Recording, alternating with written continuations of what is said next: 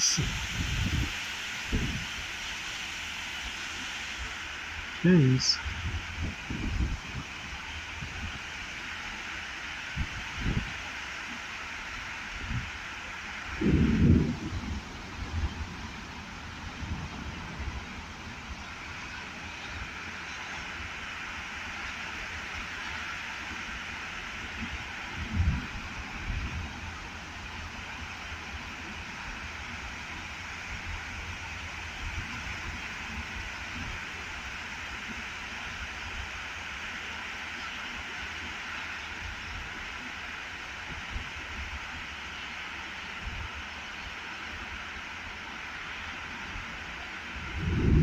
Se essa árvore bem alta que a gente tem aqui na frente quebrar, a gente tem vento mais de 100 km por hora, porque é uma árvore bem fraca.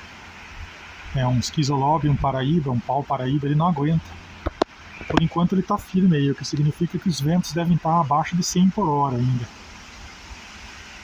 Estou falando isso porque eu já peguei muita tempestade e conheço bem também as árvores, então já peguei tempestade aí de 150 por hora, essas árvores não aguentam.